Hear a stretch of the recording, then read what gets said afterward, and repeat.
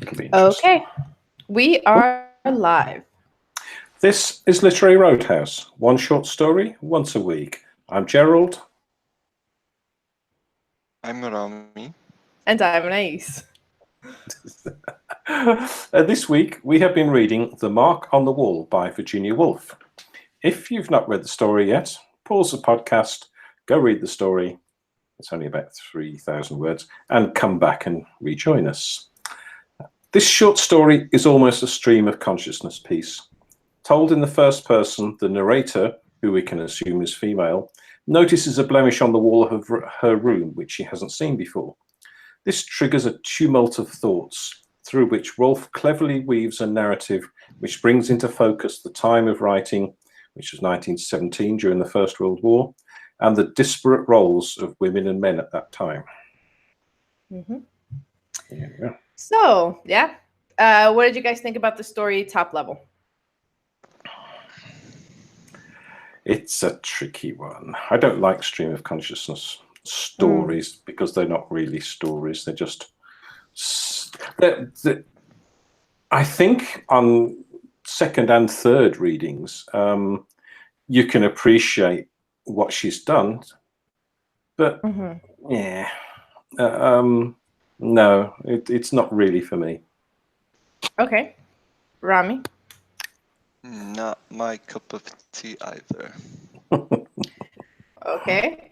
I want to start with the positives because there are a lot of things that I enjoyed as I read it. And I think I had a little bit of like a aha moment, which was, why do we always think of Virginia Woolf as a fiction writer and novelist when really like stuff like this and the stuff that we read with the snail in the garden, Kew Gardens, it's like she's also just like a pure philosopher who dresses up her philosophical thoughts in fiction, right? So like reading this, it's almost like I was reading a philosopher's book that they say, this is not fiction, this is philosophy, these are my thoughts. She's doing the same thing, but pretending it's fiction. You know what I mean? Like, that's what I realized. Is like, when I read it with that frame of mind, it completely changed, how I viewed it. And when I was no longer looking for a story, and it's just like, what are her thoughts on like society, life, death, civilization? I think once my expectations shifted, I enjoyed it a lot more. Yeah, I can see that. I can. And I wish I'd have sort of thought about that beforehand, because I'm coming to it as a piece of fiction, and it's not. It just doesn't seem to work for me, and it's a real shame. And you can appreciate the skill she has as a writer, and I know Maya in particular loves her work, but for me it's just her thoughts coming out, and you just think, tell me a story, don't tell me what you're thinking. Mm-hmm. Yeah, but then when, like I said, if you think of it as like that's what philosophers do when they write their books, then it's like, okay, well, that's fine then, I guess. Just, why are you pretending this is fiction when it's like just your thinking all the time? Yeah. So, Gerald, you were saying that it's tricky and that your second and third read through, you found things to appreciate about it more. So what were those things you appreciated? Just her skill in writing, and the fact that it was the fact that it was the First World War. Spoiler alert, there's a quiz coming up. That it was the First World War, and there were references to army, to ex-colonels, and also to, I read something afterwards that described her as someone who was one of the first women authors to actually write things from a female perspective, and wherever it was I was reading, to say when men write about men, it's very plot heavy, it's very, men do this and that and fight battles and all this sort of stuff, whereas women, and it's such a broad brush thing, but women are more philosophical, more retrospective, and she was one of the first of the modern writers to actually do this and to write about this. So that was kind of interesting, and that's what I started to appreciate more of what she was doing. But even so, it's not a piece of fiction. Yeah. Yeah, I mean, I think, I understand what you're saying, Anais, but given that we are discussing short stories, I don't think it's fair to say that the reader is responsible for making that shift to interpret the story that way. So still looking at it as a story. Yeah, I hear what you're saying. Though, if we're gonna come at it for the rest of the discussion, coming at it as a story, I think we're gonna struggle because it's gonna be woman sits in chair, thinks. End of story. Well, you mentioned Kew Gardens, like Kew Garden. Woman sits in garden, thinks. And the snail. And the snail, yeah. Yeah, she's got a thing with snails and You flowers. know, and the story, and I'm trying to control like my past influences, but I guess, when discussing it, we have to be subjective and, based on life experiences. But this reminds me of the type of story that the college board would take a passage out of it for the SAT and ask critical thinking questions about it. And that's why it just gave me really bad memories of excerpts that you really had to dig into and understand in a very short amount of time. That's traumatized. Yeah, obviously. Yeah.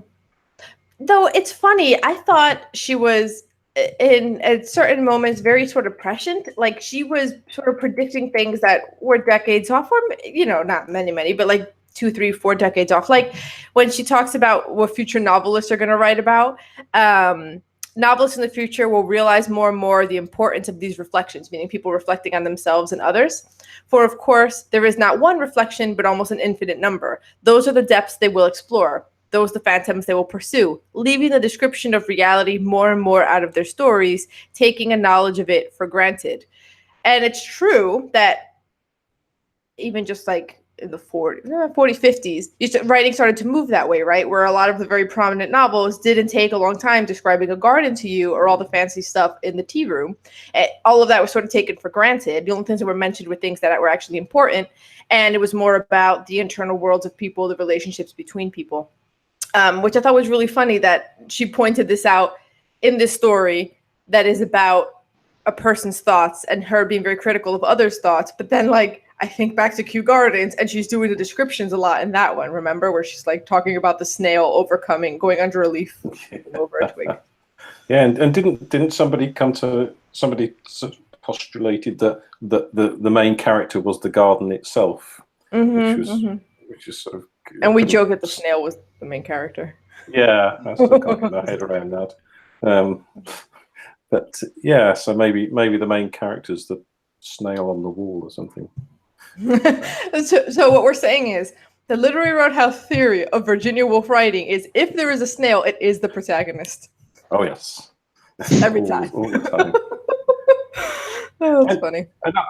And I thought I was really annoyed by the ending too. I just thought it was a silly ending. Really, I thought it was a really clumsy ending, and even if you buy into the philosophical discussions and the slightly rambling thought processes, which sort of sometimes comes back and sort of touches on something, and you think, I see what you did there. That's very good. But then, why should we have a snail on a wall? Just really, is that the best like you could ending. Do? You do? Yeah, because she kind of goes back and forth between what's the point of getting up and examining the mark on the wall? It doesn't matter. We can't know anything anyway. And why do we even always need to have an answer for things? Wouldn't it be better if we weren't always trying to figure things out and having rules about tablecloths and how men should behave in society? All of that is stupid. Wouldn't it be great if we all just sort of like lived like fish in the sea? But actually, maybe all of that gives us some sense of purpose and makes us feel concrete in the world. And maybe that's why we're always thinking about it. And she's driving herself in circles about this. Like she goes in the whole, like, it doesn't matter. I can think as good sitting down as I can think standing up. And then she comes back to, but okay, maybe the concreteness of wood, of trees, and all of that is important. And that's why these things matter. And she's having this whole thing. And then in comes presumably her husband is like, oh, it's a snail, right? Like there's like a way in which she like cuts off this circular thinking she's going through. Yeah. Which I enjoyed, the way he's just like, oh, it's a snail, you know, after you've been sitting here for the longest 3,000 words of my life. I shouldn't say that, but pretty long 3,000 words. Going around whether or not we should even figure out what the mark on the wall is, you know. Yeah. So I wouldn't say it's my favorite ending, but I wouldn't say clumsy. I'd say it's almost like pity's undermining it. It just has like a little like, it's got like, you know, it's got like a little like punch to it. Tish. Yeah. Yeah. No. Mm-hmm. I heard in one of my conversations with someone last week, I heard him use this word, and I thought it was appropriate here. I think the story is anachronistic. Ooh. Also, real quick aside, I like how Rami uses citations for vocabulary words. He's like, this is not a word that came to me naturally on my own right now. This is the word that I heard in conversation with someone else. I knew what it meant before, but I don't think I've really ever used it in just conversation. So that's my. I just think it's funny how you use citations. Oh. Okay, go ahead. So anachronistic, why? I just think it maybe back long ago, you know, it might have been more entertaining to hear this stream of consciousness thoughts with little actually happening in, you know, the physical world. But I just think in today's day and age, it doesn't really engage or captivate people enough. Though I think some of the thoughts in here, to us, it's like, but for her, or at the time, may have been a little bit more novel or even edgy. So she had this one part where what now takes the place of those things, I wonder, those real standard things? Men, perhaps, should you be a woman? The masculine point of view which governs our lives, right? Even just that sort of thinking, that was around the time when all of this thinking was becoming not quite popular, but then more and more people were discussing in intelligence circles. But then she doesn't just talk about the patriarchy here in different words. She then says, the masculine point of view which governs our lives, which sets the standard, which establishes Whitaker's table of precedency, which has become, I suppose, since the war, half a phantom to many men and women, which soon, one may hope, will be laughed into the dustbin where phantoms go. The mahogany sideboards and the Lancier prints, gods and devils, hell and so forth, leaving us all with an intoxicating sense of illegitimate freedom. So I really like that, because if you break it down, she's like, this whole masculine point of view, masculinity, men rule our lives, that's going to go away in the future, or I hope. And the whole idea that you need mahogany sideboards and Lancier prints, block, get rid of that. And even gods and devils. She's even like religions, block, go away, hell, blah. I don't want all that. All that's going to go in the dustbin of history. And it's going to leave us all with an intoxicating sense of illegitimate freedom, which I thought was really smart. Like how she's like, all of this BS, throw it away, in her point of view, right? This BS, throw it away. But even then, the freedom we think we have is illegitimate, which is kind of funny, because as we've moved in Western society towards that, there is a sense of like, it wasn't as freeing as perhaps it was believed to have been. I just thought that was really smart. Like that's why I'm saying she's a philosopher. This isn't a story. She's just a really good philosopher. She knew that already. This is going to go away and it isn't going to be that free. Yeah. And I think that's one of the problems if you try and work philosophy into a story, is that it's very difficult to do that without becoming slightly preachy and slightly sort of exposing your cleverness, which I think, you know, it's a danger if the art of creating fiction is a lot more than just writing down clever thoughts, and there needs to engage. But I think that the way to do it for me is to write an engaging story, but weave your philosophical points into the story, so that people can enjoy the story and then think, aha, now I understand what you're saying. So it's almost like a sort of a non-fiction text in that way. Valid points, and I like the point she's making, but a short story ain't. Yeah, but then where would you put something like this? Because she doesn't want to write a philosophical tome. She doesn't want to write an essay, because I think, probably for very good reason, a woman writing an essay about this as a point of view is perhaps too direct. Dressing it as fiction is a way you can get it out there and where people can consume it with a little bit less blowback, right? So it feels a little bit like, how can you publish something like this otherwise? And I feel like a short story is probably the best way to do it, because a whole novel of this, you're just going to piss off your readers. 3,000 words of this, it's not the end of the world, Yeah, and there's no doubt. Here's me talking about Virginia Woolf. There's no doubt she is a hugely accomplished writer and a very clever writer, and she can put across these thoughts that she's having in a fairly easy to consume nature for people who aren't that intellectually orientated. She's very clever, but I guess I'm looking for, we talk about the iceberg thing, and I'm looking for that sort of top 10%, which is the story, the sort of meat and bones of the story, and underneath you've got all the sort of meaning and subtext and all that sort of stuff.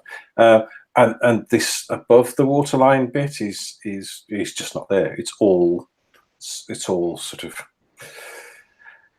there's no plot. There you go.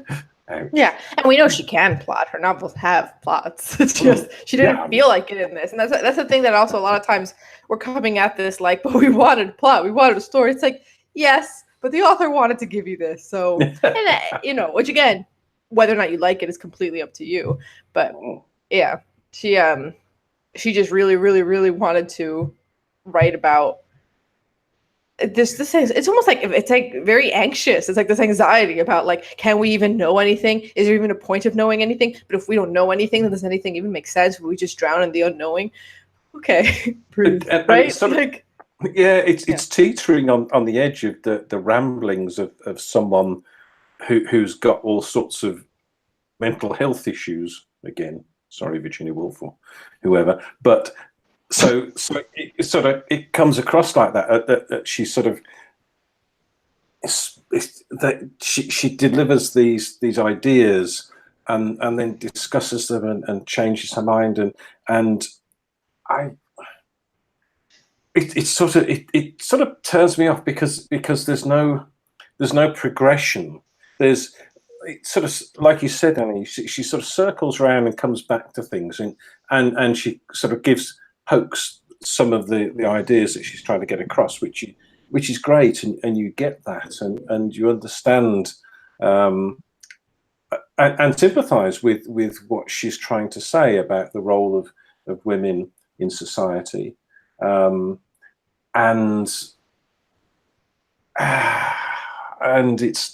it still doesn't do it for me. It's funny, though, that you say it comes off as the ramblings of someone with mental illness, because I think if someone was standing on a street corner rambling like this, 100%. But this sort of thinking is also very typical of neurotypical brains. I don't want to say normal, I'm supposed to say neurotypical. Of neurotypical brains, because if you are sitting there by yourself and you start thinking about things, you do kind of go circuit, like, well, should it be this? Well, also we have to consider this and this and that. We do think this way when it's internally. Yeah. We just know not to sit on a street corner rambling about it to strangers, right? Yeah. So if you look at it that way, it's also a very clever sort of snapshot of like how sometimes we'll just like sit sometimes and think our way around a problem.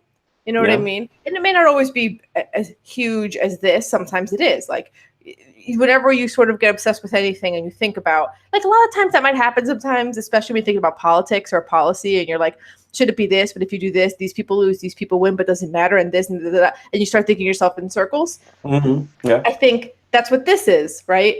Yeah. But that's I think not a it's story. I know. Forget about it being a story, Thank you, Rami. Rami. It's a Yeah. philosophical piece of work. Just look at it that way for the rest of the discussion. Mm. And it is still a very well-drawn sort of snapshot of which again, it's not a story, but just like getting down in words what that's like, the way that she's thinking the way that everyone does that, think your way around a problem. Yeah. And she's also like randomly snarky. Like, she's like, oh, people are always, thinking of themselves as more important than they actually are, even supposedly modest people. Okay. Who's she getting at there, I wonder? Yeah, there's no doubt what she's doing really very well and very clever. And you're right, it is how people, or someone with far too much time on their hands,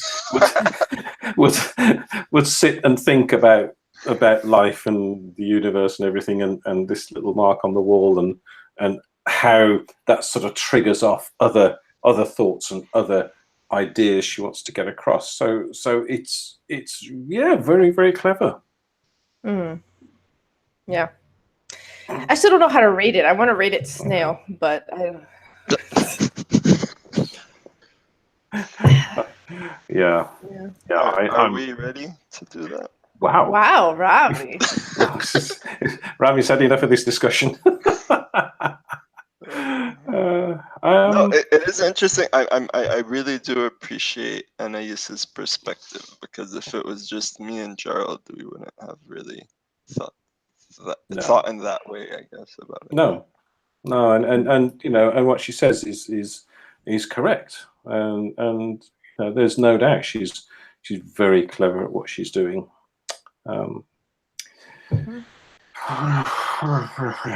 Her vision of the afterlife is bizarre, but okay. I know. If you haven't read the story, read the story. That whole paragraph starts with but afterlife.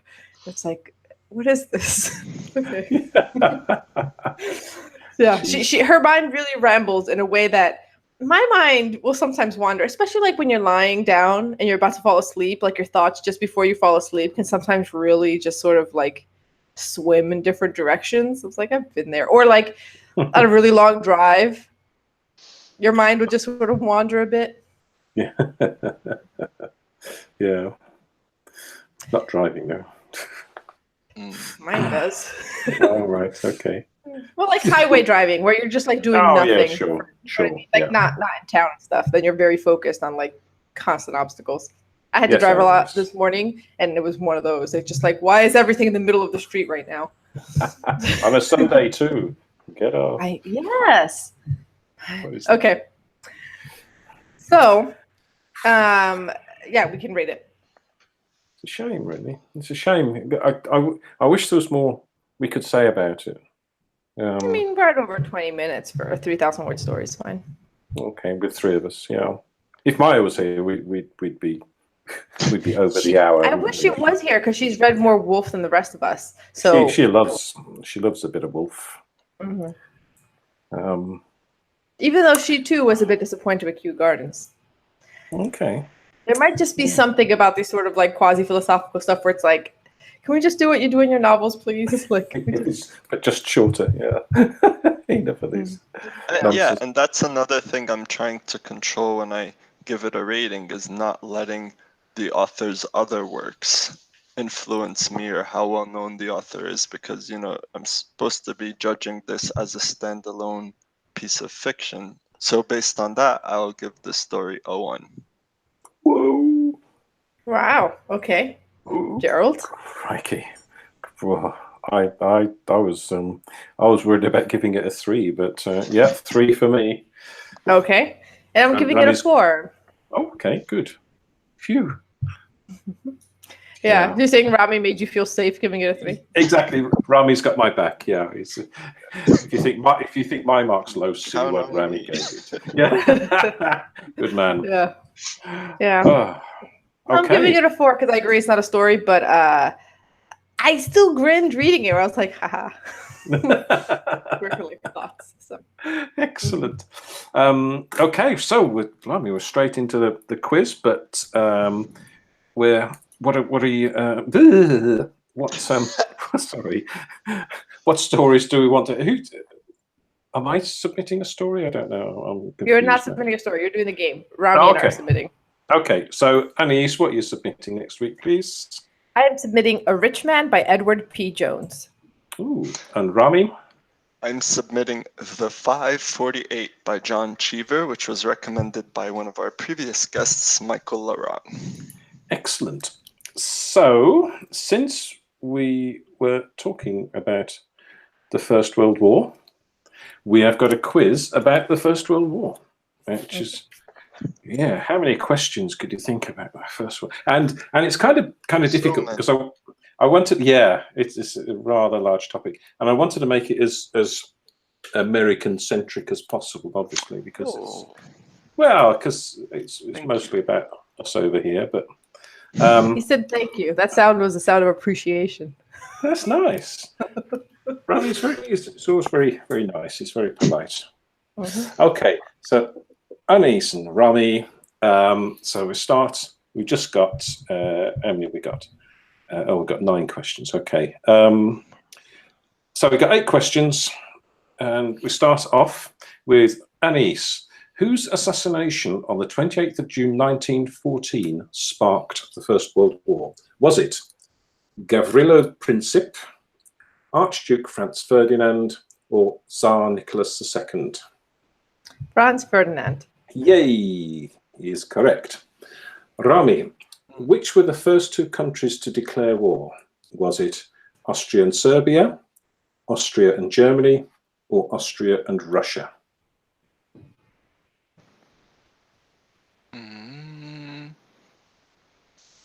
It's Austria Good. versus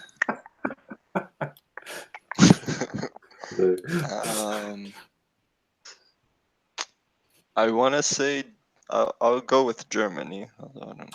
No, it was Austria and Serbia, because that's where Franz Ferdinand was. This whole sort of Balkans thing was kicking off around there. Okay, Anise, it's a British one. How many British troops were killed on the first day of the Battle of the Somme on the 1st of July 1916? So British troops, first day of the Battle of the Somme. 5,000, 10,000, 20,000, or 40,000? 20,000. Is correct. You know your First World War. 20,000 troops killed on one day. Wow. There's a bit of me coming through on this quiz. Sorry. I don't like war. So, okay, so let's skip that one. Rami, how many points did US President Woodrow Wilson outline in his speech in January 1918, setting out 8. America's war aims? Was it 10, 12, 14, or 16? 10, 12, 14. 12? Sorry, it was 14. Anais, where did the controversial post-war peace conference, which imposed draconian terms on Germany, take place? Was it Versailles, Vienna, Venice, or Watford? Why it would be Watford? Versailles? Versailles is correct, yeah. Wow. I know it. Very good. I guessed on the 20,000, but I knew that one. Yeah. Rami, which general led the American Expeditionary Force on the Western Front? Was it George S. Patton, John J. Pershing, or George C. Marshall? Marshall. It was Pershing. Sorry. And last 2 questions. Anise, which infamous communication finally brought the US into the war? Was it the Treaty of Trianon, the Zinoviev letter, or the Zimmerman telegram? I don't know. Zimmerman? I don't know this one. 4 out of 4. And the only one I've heard of.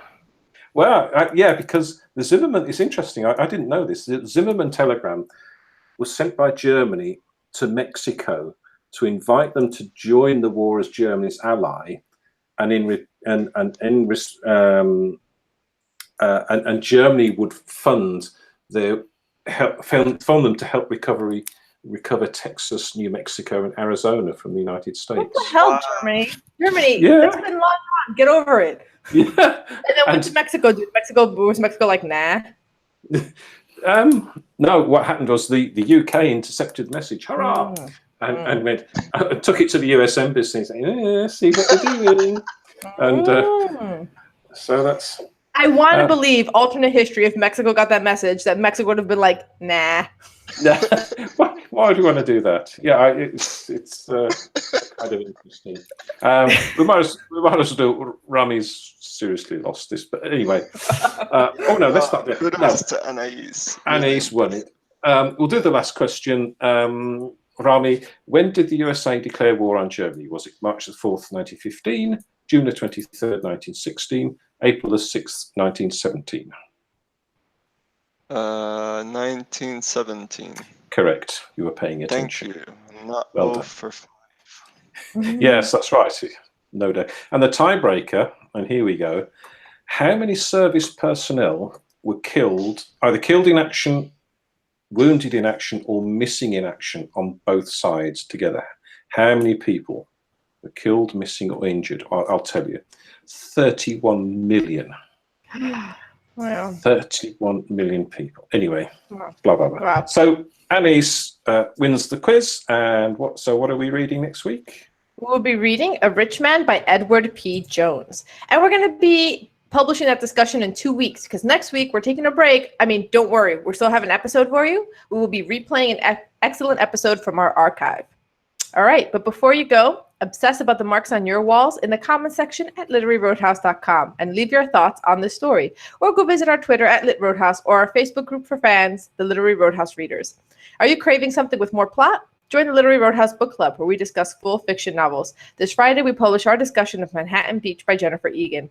By the way, the story made us realize that we have the wrong type of tablecloths. What a faux pas! Help us upgrade our tablecloths and cover our podcast expenses by making a contribution on patreon.com/Literary Roadhouse. Every bit helps. And as always, share this podcast with the snail on your wall. Until next time, read a good story. Yay. Woohoo! We are still recording next week. The whole point of this is to create gap. So Sure. we're still recording. We're just like pushing off publishing 1 week to catch up a little bit. Yay. And Gerald, I'm going to line up the next episode right now, the one that publishes this Wednesday, and send that over to you. Okay, excellent. And I'll try to get ahead and maybe line up 2 episodes. Who knows? Yeah. Yeah. That'd be cool. Yep. That would be good. Wouldn't Okay. it, to get some in hand. Yeah. Bye-bye. Oh, we're Bye, still guys. live. Still live, by the way. Oh, we're still live. Wow. Hi, people who are still watching. Woo. This is how we coordinate things. Yeah. We talk to each other and Yes, we talk to each other.